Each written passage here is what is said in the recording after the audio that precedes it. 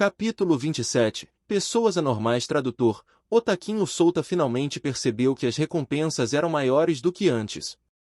Significava apenas que a dificuldade era maior. 2 pontos de habilidade foram uma das recompensas da missão para resgatar a irmã mais velha do menino. Isso significa que essa missão foi mais difícil do que conquistar uma masmorra de baixo nível. Conquistar uma masmorra de baixo nível deu a ele apenas 1 ponto de habilidade. Parece que recuperar aquela espada não será tão fácil, hein? Souta disse em voz baixa. Tac! Tac! Tac! Tac! Um som de passos ecoou no beco escuro. Nenhum outro som pode ser ouvido, exceto o som de passos. Souta virou a cabeça e viu a figura de um homem se aproximando dele e do menino. O homem tinha olhos vermelhos profundos que brilhavam no escuro. Ele franziu a testa e observou o homem. O homem caminhava em passos instáveis. Parecia que ele iria cair a qualquer segundo e um líquido branco escorria da sua boca. O que é isso? Este não é um morto-vivo. Os vasos sanguíneos saltavam na testa do homem. O homem cerrou os dentes antes de saltar em direção a Souta. Yuko! Souta gritou e um enorme urso apareceu no canto. Yuko se levantou e prendeu o homem no chão. Argue! Dói! Dói! O homem gemeu de dor quando um urso enorme o prendeu. Não se mexa, disse Souta ao menino antes de se aproximar do homem. Ele se agachou e o observou. Ele tinha certeza de que não era um morto-vivo. O homem tinha uma energia frenética ao redor de seu corpo. Essa energia o deixava selvagem e louco. Isso o levou a atacar Souta. Souta de repente se lembrou do que Mark disse antes. Vou te avisar para que não vagueie à noite. Eles atacam apenas os forasteiros. Foi o que ele disse. Não existia um cenário como este no jogo. Além disso, o menino viu um demônio atrás de sua irmã antes que ela desaparecesse. Souta deixou o homem inconsciente com um punho. Ele olhou para Yuko e disse, você pode deixá-lo ir agora, você fez um bom trabalho hoje. Yuko então se virou e rosnou com raiva. Souta também virou a cabeça e viu uma dúzia de figuras nas sombras. Isso é ruim, há algo errado nesta cidade. Restrição sombria, vamos lá Yuko. Souta se virou e carregou o menino no ombro antes de sair. O que está acontecendo, irmão? O menino ficou confuso. Eu não sei. Souta balançou a cabeça e fez uma curva no beco. Havia pessoas esperando por ele. Souta cerrou o punho e reprimiu aquelas pessoas usando restrição sombria. Souta atropelou aquelas pessoas enquanto Yuko os esmagava nas paredes com seus braços grossos, fazendo-os cair inconscientes. Se eu estivesse sozinho eu poderia simplesmente pular dos telhados, mas Yuko está aqui comigo. Souta pensou enquanto olhava para suas costas. Yuko estava seguindo. Cada passo que ela deu causou um som alto atraindo outras pessoas.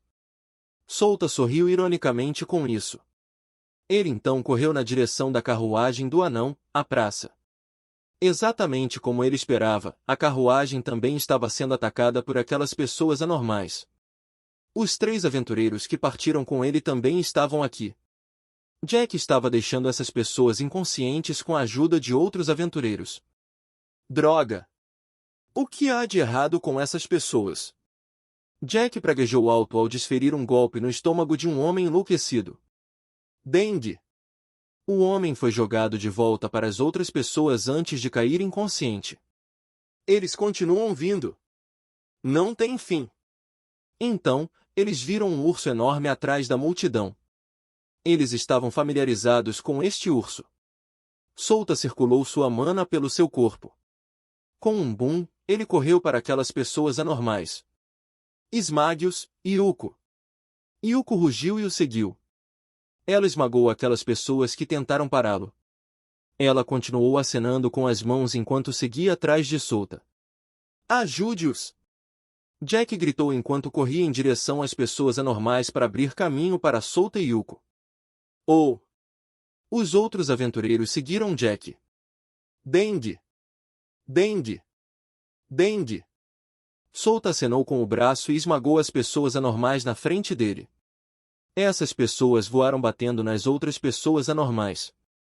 Ele acelerou e rompeu o grupo de pessoas anormais. Olhando de volta para as pessoas anormais, Souta foi diretamente para Jack. Eu tenho um plano, disse Souta a Jack. Diga-me, respondeu Jack. Eu vou parar todos eles, vou precisar que você e os outros batam o máximo que puder antes que se libertem da restrição. Souta explicou seu plano a Jack. Você pode realmente fazer isso? Jack perguntou com uma expressão duvidosa. Havia mais de 100 pessoas anormais aqui e Souta disse a ele que ele poderia parar todas essas pessoas anormais. Por que eu mentiria nesta situação? Souta respondeu encolhendo os ombros. Não, eu acabei de conhecê-lo e as pessoas anormais nos atacam de repente. Souta balançou a cabeça. Sua expressão ficou séria e disse, vou começar agora. Ele colocou o menino no chão e disse-lhe para esperar. Ele então focou sua atenção nas pessoas anormais. Jack, Yuko e o resto dos aventureiros estavam defendendo a carruagem. As pessoas anormais continuavam vindo de todas as direções. Sua energia mágica explodiu e atingiu o topo. Com um aceno de mão, ele lançou Restrição Sombria consecutivamente. Ele sentiu que consumiu mais da metade do seu MP. Lançar Restrição Sombria consumia 10 pontos de MP. Usá-lo consecutivamente drenou metade do seu MP. Sua voz. Centenas de sombras surgiram do solo. Vendo isso, Jack e o resto pararam de se mover. Eles observaram enquanto as sombras prendiam cada pessoa em toda a área. Vai! Eles recuperaram seus sentidos quando ouviram a voz de Souta. Ha ha ha! Vamos terminar isso! Jack riu e atacou o grupo de pessoas anormais. Souta não ficou parado enquanto corria em direção àquelas pessoas. Ele olhou para Jack, que estava deixando essas pessoas inconscientes à torto e à direito. Ele perguntou, achei que você fosse matá-los. Por que os deixou viver? Alguém veio e nos avisou antes, mas não prestamos atenção ao seu aviso, disse Jack enquanto socava as pessoas anormais. Ele acrescentou, ele veio e nos pediu para não matá-los. Nós não os matamos porque também não atendemos seu aviso antes. Todos tratamos seu aviso como uma piada, mas, olha agora. Quem é aquele homem? Souta perguntou. O chefe da aldeia veio até nós depois que você saiu, disse Jack. Eu vou te dizer mais tarde, depois que terminarmos isso. Souta assentiu com suas palavras. Ele correu em direção ao anormais e golpeou as nucas deles, nocauteando-os, NTRK.O. Demorou meia hora antes de nocautearem todas aquelas pessoas. Era cansativo se conter enquanto lutava contra muitas pessoas ao mesmo tempo. Então Jack e o resto estavam ofegantes enquanto gotas de suor se formavam em suas testas. Obrigado a todos pelo seu esforço. O anão desceu da carruagem e agradeceu o esforço. Um homem verde estava seguindo o anão. Este homem chamou a atenção de todos. Chefe da vila! Um dos aventureiros gritou. Então esse é o chefe da aldeia. Souta pensou enquanto observava o homem. O homem tinha pele verde. Alguma parte de seu corpo tinha escamas verdes e uma longa cauda verde se movia em suas costas. O chefe da aldeia notou Souta e exclamou, ó! Irmão! E? Souta ficou surpreso que o chefe da aldeia o chamou de seu irmão. Bem, não é tão surpreendente, pois ambos tinham pele de cor verde. Você é um Alfrin, né? O chefe da aldeia disse depois de observar Souta. Ele notou que Souta não tinha cauda e escamas, então ele pensou que ele era apenas meio reptiliano e meio humano. Sim, Souta sorriu ironicamente. É bom para eles que tenham entendido mal sua espécie. Um High-End Goblin era uma espécie rara de Goblin e poucas pessoas o viram. Eles estavam quase extintos por causa da constante matança dos humanos e demis no passado. Essas espécies raras só podiam ser encontradas em algumas áreas proibidas. Obrigado por ajudar essas pessoas. O chefe da aldeia agradeceu. Eu também sou um aventureiro. Você pode me dizer o porquê isso está acontecendo? Disse Souta. Mesmo que ele tenha formado uma especulação em sua cabeça, ele ainda queria ouvir da boca do chefe da aldeia. Sim, você pode nos dizer o que aconteceu com eles que os deixou assim? Jack perguntou enquanto olhava para as pessoas inconscientes. O chefe da aldeia olhou para o rosto deles antes de começar a narrar o que aconteceu. Tudo isso começou há 2 meses. Nessa altura, os residentes desta aldeia começaram a desaparecer. Dia após dia eu recebia muitos relatos sobre o desaparecimento do marido, filho, vizinho, etc. Todos os dias 1 ou 2 pessoas desapareciam. Acontecia todas as noites. Foi estranho que ninguém tenha os encontrado.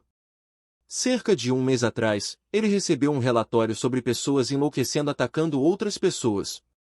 Foi como uma doença que se espalhou lentamente pela aldeia.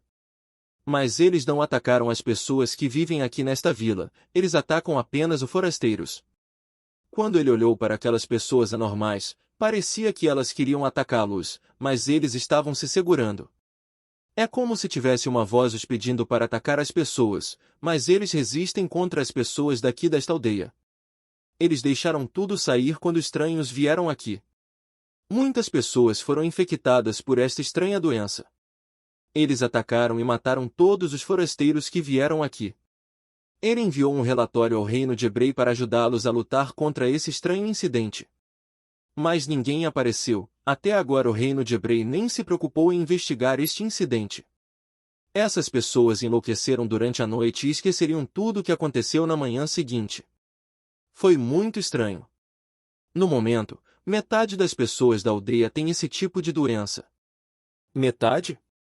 A população desta aldeia é 5.000 e metade disso é, Jack disse com os olhos bem abertos. Se for esse o caso, então eles teriam que lutar com mais de 1.000 pessoas e o que aconteceu desta vez foi apenas a primeira onda. Venha para minha casa. Eles não iriam lá.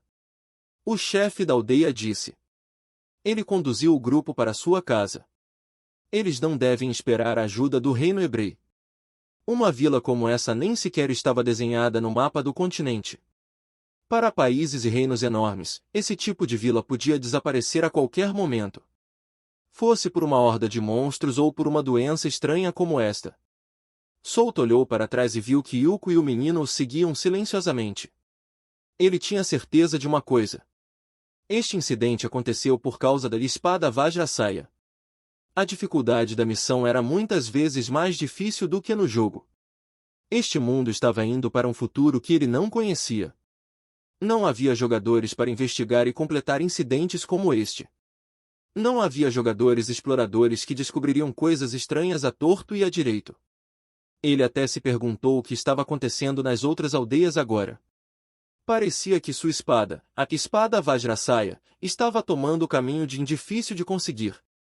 Combo 0760